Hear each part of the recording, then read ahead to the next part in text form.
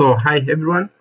This is Vincent Nyangaresi, and I'm doing a presentation on a paper whose title is Intelligent Target Size Selection Algorithm for Low Latency 5G Networks. So, on to the introduction. So, the 5G networks support many services and communication paradigms such as Internet of Things, vehicular ad hoc networks, and device-to-device communication, among others.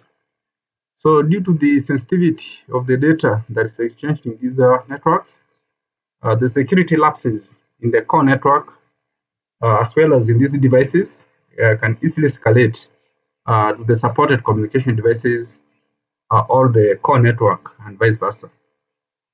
So in terms of the target set selection, the legacy cellular networks make use of the received signal strength, RSSI, as the only parameter during the end of a process. However, literature has shown that these results in increased handover latencies, packet losses, as well as high handover failure probability. So to address this issue, researchers have proposed a number of themes that incorporate additional parameters such as data rates, service costs, battery power, bandwidth, as well as energy consumption during the handover process. However, these schemes only address the efficiency aspect of the handover, but rarely consider security and privacy issues during the 5G handovers. On the other hand, the schemes that have been proposed for security and privacy enhancement in 5G handovers also rarely address efficiency aspects of the handover process. So to address some of these issues, in this paper, we propose an algorithm that leverages on the artificial neural network of fast logic for efficient target set selection within the hysteresis region. And then a novel handover authentication scheme is developed based on some lightweight hashing and symmetric and encryptions.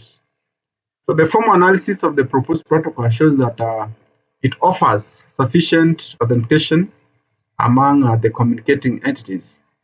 And finally, the informal analysis of the proposed algorithm shows that it offers perfect backward and forward key secrecy and is also robust against a number of conventional 5G attacks such as desynchronization and packet replace.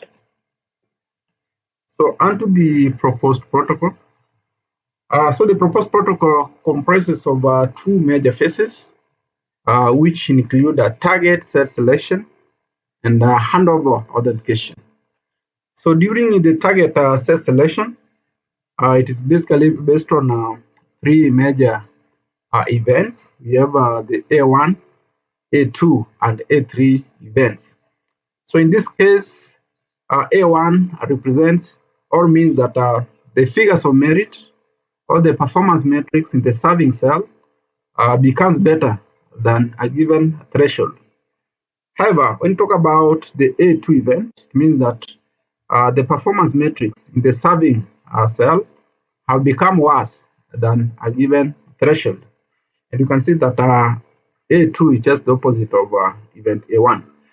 So on the other hand, when you talk about A3 event, it refers to when the parameter metrics in the neighboring cell becomes better than those ones at the source cell. So we can see that the process begins by having the algorithm segment the tracking area into three regions. You have the no handover region, the low probability handover region, and the high probability handover region. So for these equipments within the no handover region, which is very close to a given base station, it is only the user equipment's coordinates that are tracked. However, the figures of merit in the neighboring cells are never scanned because there are very limited chances of handover being initiated at this location. However, when the user equipment is detected within the low probability handover region, then the figures of merit from the neighboring as well as the current cell are measured and buffered in the source GNPs handover decision matrix, which is HDM. However, for the user equipments within the high probability handover region, which actually represents the high services region, where the user equipment is able to receive multiple signals from the current as well as the possible neighboring cells, then the proposed artificial neural network and fuzzy logic are invoked to offer target selection services. So in this algorithm, the artificial neural network is used to determine the instant or the necessity of the handover process, while the fuzzy logic is used to select the most ideal cell to which the user equipment should be handed over to. So next we have the handover authentication and key agreement process. And it begins by setting some threshold timestamps shown in step 1 before message M1, which is the authentication message, is composed and sent to the source GNP shown in step 3. So we can see that in step 2, the send message consists of some random nonce n timestamp, and it is encrypted using some two session keys. We have H and beta and P, sorry, where H is the session key that is used between the user equipment and the target GNP, while P is the session key that is used between the user equipment and the source GNP. So in step 4, upon receiving this message, the source GNP extracts the timestamp from this message and then validates it against some set threshold value.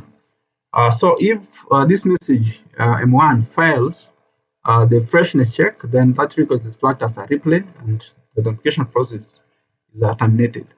However, if the freshness check is passed, and then the source GNP proceeds to compose another message M2, which consists of another random nonce N1 and timestamp. And again, we encrypt these messages in some session keys before sending them to the target's GNP, shown in step 6. So in step 7, the target GNP uses the session key Q to decrypt message 2 so that it can obtain its contents, which include the timestamp Y1, which is again checked against some set threshold shown in step 8. So if this message M2 passes the freshness check, then the target GNP extracts the next hop NH from parameter C, which is a parameter that is used to securely send the next hop to the target GNP. And then it uses the octet parameters to compose the security parameter shown in step 10, which basically incorporate the key derivation function KDF. You have the next hop NH, you have the physical cell identifier PCI, and also the absolute radio frequency channel number on the downlink. So in step 11, it also uses the computed parameters to decrypt the message that was received from the source GNP in M2. And again, in step 12, we can see that the timestamp that was sent from the user equipment to the source GNP is again validated by the target GNP in step 12. And if this message passes the freshness check, then the target GNP composes the handover acknowledgement, which is a HSK, that is then sent to the user equipment in step 15. So upon receiving this message, as usual, the freshness check of this message is checked using the timestamps as shown in step 16. So if this message M3 passes the freshness check, the algorithm proceeds also to validate the second parameter, which in this case is the random nonce in the received message. So if these two checks are successful, then it means that the three communicating entities have mutually authenticated one another, and they can trust, or they can establish some trust levels among themselves. So towards the end of this algorithm, there is the exchange over the path switch request, PSRQ, together with the derivation of the security parameters that will be used for the subsequent authentication process before they are buffered in the communicating entities. So onto the results and discussion. So we used the computation cost and the handover latency to evaluate the performance of the proposed protocol. So as we can see in table 9, the proposed algorithm had the least computation costs of around 0.0199 milliseconds, while the scheme proposed in reference 28 had the highest computation cost of 0.20696, which was followed by that in reference 3 and reference 34, respectively. So in terms of the handover latencies, we compared the handover latency of the proposed protocol against that of the standard received signal strength indicator based handover for a period of 10 iterations. And we can see that in all these iterations, the proposed algorithm had less handover latencies compared to the standard RSSI-based handover. And then now we move on to the security evaluation of the proposed algorithm. So we start with the forward and backward key secrecy, where we note that the proposed algorithm derived the session key that is used between the user equipment and the target GNP hash through some one-way hashing function, incorporating the next hop, the PCI, and also the absolute radio frequency channel number of the downlink as inputs. I think you have seen that one in the algorithm. So here the target GNP has no knowledge of the session key that's deployed between the user equipment and the source GNP, and therefore it means that it can never compute it. So in addition, the source GNP also has no knowledge of this session key that is between the user equipment and the target GNP, and can never also derive it from the received messages. And therefore it means that it is invisible for an adversary to successfully derive both of these session keys from each other. Therefore, the proposed algorithm assures both forward and backward security. So in terms of replay attacks, so the goal of this attack is normally to compromise a legitimate GNP so that the user equipment can hand over to it and subsequently enable the modification and forwarding of some bogus messages to the GNPs. However, we know that in the proposed algorithm, although the attacker may receive the security parameter that's used to securely send the next hop to the EMF, an attempt to change it implies that the target GNP is unable to obtain the correct values of the random nonce as well as the timestamp. So in addition, the decrypted timestamp will fail the freshness check, while the value of this random nonce will be dissimilar to random nonce N2, leading to the flagging of this message as malicious and subsequently the dropping of the authentication request. So the implication of this is that the user equipment will never receive the handover acknowledgement from the target GNP, and it will actually, because of this, it will actually know that the handover has failed, and therefore replay attack is easily detected in the proposed algorithm.